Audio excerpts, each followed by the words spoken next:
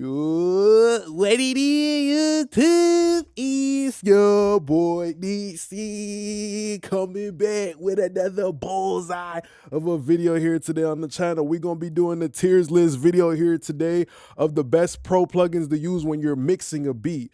So I know generally this is specifically for when you have like the lead vocals and you have everything. Now you're doing the final mix and you have the beat stems. Okay, what are some of the plugins that I like to apply on beat stems?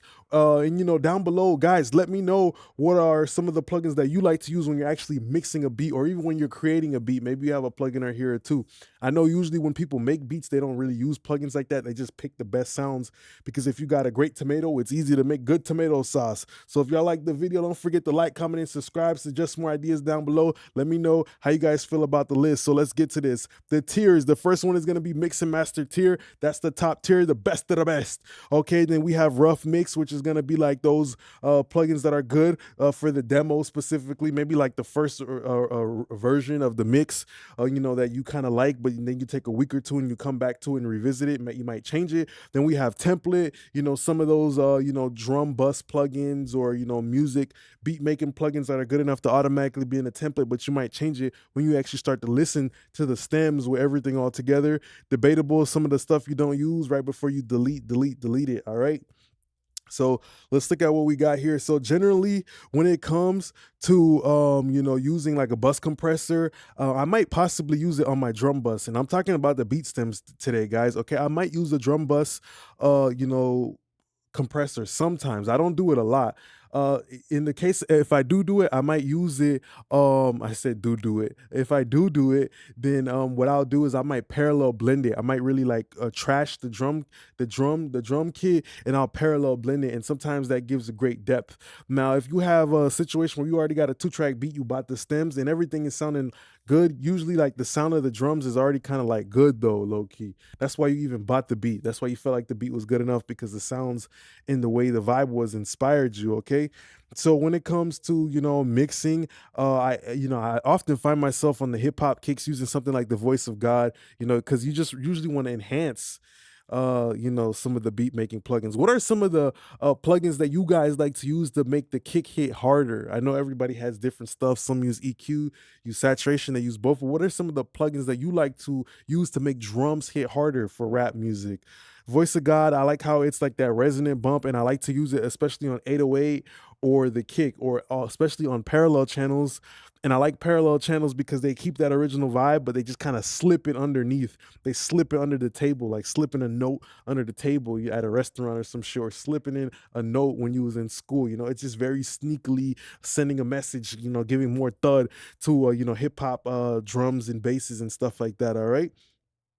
A pull tech is cool too. I'll put that on the rough mix. I don't always use the pull tech every time, because nowadays with a lot of hip hop mixes, there's already plenty of low end. But if I do need to use a little bit more low end, I'll use a pull tech. Right. The thing about the pull tech though is that as soon as you open it, the tube saturation is gonna make it feel like it just gained 10 pounds on the scale, right? But the whole thing about it is the fact that with the pull tech, you got to think about this too, that the hip hop already has so much low end in it, it might sound almost overwhelming. So that's why I'm gonna throw it in the rough mix, because sometimes I don't really use it. JC Joshua God Particle. I love that plugin so much, especially if you got, you know, I usually route my whole drum stems to just like a beat aux. I'll usually throw the God Particle on, and I'll turn off the multiband compressor. I hate the sound of the multiband compressor. I don't like it. It just doesn't jive with me. I don't like it. I don't like the sound of it, you know. And sometimes, you know, you don't really need a multiband compressor on drums. You know, it might just ruin the ratio between the kick and the bass, because it's like holding the mid-range and the low end in two different ways. You don't get to touch the release and shit like that. So yeah, I only use the middle knob of the Jason Joshua, but if you throw that on a flat 2-track beat, or just the beat stems when you route it to a beat aux, it makes the whole shit sound better. So, you know, I noticed that a lot of the times too, professional engineers, you know, when they have the beat stems, because a lot of times they have the beat stems. When you work with artists that are like at a lower level, they can't afford the beat stems. They could just afford the beat lease.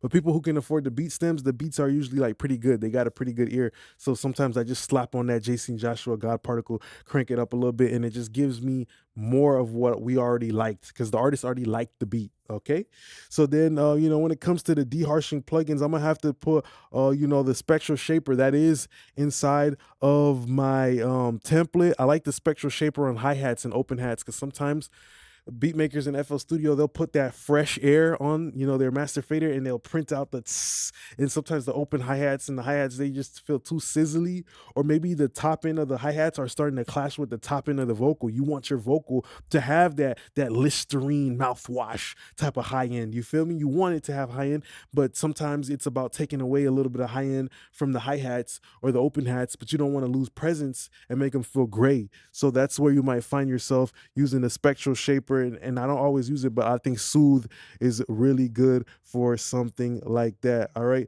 So then after that, let's look right here really quickly. We're gonna have the FL Studio Clipper. It would be blasphemous for me to not put the FL Studio Clipper at the top, especially because we know the FL Studio Clipper, it gives great mid-range distortion, helping the kicks hit a lot harder. So what plugins do you guys like to use on what plugins do you guys like to use on your kicks to make them hit harder? All right, so let me know down below in the comments. FL Studio Clipper. I'll have to throw Gold Clip. The only complaint that I have with FL Studio Clipper is that I never know how much clipping I'm actually doing from a number perspective. I can't independently control the saturation and stuff like that too. So that's why I always kind of preferred Gold Clip with a step behind a standard clip. So a Gold Clip, it just sounds good with different saturation modes, and then standard clip is good. It gives more options than the FL Studio Clipper, but it would be blasphemous not to put FL Studio Clipper at the top. Sometimes I don't even went so far as to going and taking the kick sample, exporting it out of Pro Tools, taking it into FL Studio, clipping it with the clipper, and exporting it out of FL just to get that sound. But now we got Orange Clip, so that's a great plugin for that too. Valhalla, I'm gonna have to put it in the template. Now, sometimes with the reverbs, I don't always use reverbs. But maybe if I have like a bongo sound on the beat or some shit like that, or a rim shot, or I want to create a dropper effect, I'll use something like a Valhalla Vintage. It's not the fact that the quality of the plugin is not good, it's just the function of it. You feel me?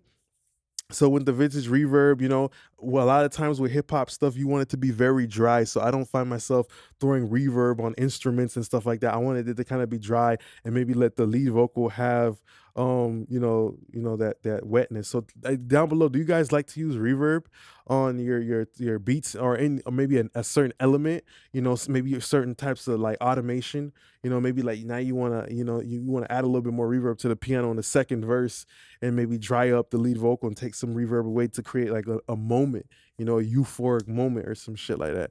Let me know if you guys ever use reverb on certain beat elements, or stem samples. Okay, when we have the R bass is pretty good. I don't always need to generate upper harmonics when it comes to like a 808. Sometimes the 808 is short and sustaining, so you don't always need to make it longer by creating more upper harmonics. Jason Joshua Orion, it's a great plugin. I don't ever use everything all together. I just use individual parts, but I do enjoy how it has like a quality of Spectre with the specifically harmonic EQ part. You can like start to boost stuff up, but Spectre is really great when you're mixing the beat stems, just to, maybe the drum and the kick is now feeling heavy, right? And now what you want to do is now you want to maybe add some density to the piano, but you don't want to do it by, making like adding like a whole EQ. Maybe you just only want to make the high mid just feel more denser. So that's where you use a Spectre, and that's why I don't use many plugins on the beat stems, but that's one of the plugins that I do find myself using. Okay, my bad, y'all boys. I got my fucking window open and shit. You know, so yeah. So like, let me know, guys, down below. Do you ever use any plugins on your beats at all once you're mixing it with the vocal and all that stuff like that, or do you just leave the beat flat and you build the lead vocal around the beat? Some people do that too. They'll have their lead vocal recorded, and then now maybe they'll like start to conform their lead vocal to the beat. And other times they'll just have the lead vocal. They recorded it. They like how it sounds. Now they're trying to sculpt the beat around it. Okay. Come right here. Yeah, so let me know down below. Okay, now let's also look at the next plugin, Fresh Air. Got to go into the mix and master tier. Sometimes I just throw it on the beat aux and I just crank it up, and it just makes everything feel brighter and just feel more HD, 4K clarity, like the difference on YouTube between 720p and HD clarity. All right, so after that, definitely SPL Transient Designer is cool. I don't always find myself needing to use a transient designer. Sometimes with a transient designer, the most important thing to know about a transient designer for sure is the fact that there's different ways of making something hit hard. You don't always need a transient designer. And I would usually go with Neutron transient shaper in order to achieve something like that. Okay, cool. When it comes to Good Hertz Toupee, I love using that on my music aux to make the music samples just feel a little bit more real, make them feel a little bit less digital. And something like J37 tape is cool, but I feel like we have better things to add more weight and realism to like the music aux over something like this, over something like like Spectre and Toupee is gonna be way better than the J37 tape. Okay, now what else do we have right here? We have the Capitator. I think the Capitator is great for the kicks in the 808. I'm gonna throw that on rough mix. The only problem with it I have is it's not like Spectre, where Spectre has a step up because I can choose what specific region I want to saturate rather than this, which is like a broadband saturator. I think that Black Box HG2 is cool, but I only use it for like kicks and bass and stuff like that. I don't ever really use it for like anything other than kick and bass. Spiff is great, and that's where Spiff is better than SPL Transient Designer because it's multi-band. I can harden a transient from any part. The Shadow Hills Master is gonna go on rough mix. I like to just use it sometimes for the transformer to give weight. I like to use it on the music aux. I like to use it on different things, so it's good. RC20 got to go to the top because you can do so many different textures and stuff like that, and that's pretty important. And then you have track spacer, which got to go to the top for the side chaining. Maybe you got an instrument you want to cut over the other one, you use that. So that's pretty much the end of the video here today. I just want to say thanks a lot for being a great part of my YouTube family. How do you guys feel about the list? Don't forget to like, comment, and subscribe down below. Support the channel. Check the links and in the comments. Let me know what you think. What plugins do you like to use to mix beats? Okay, let me know. Appreciate y'all now. Peace.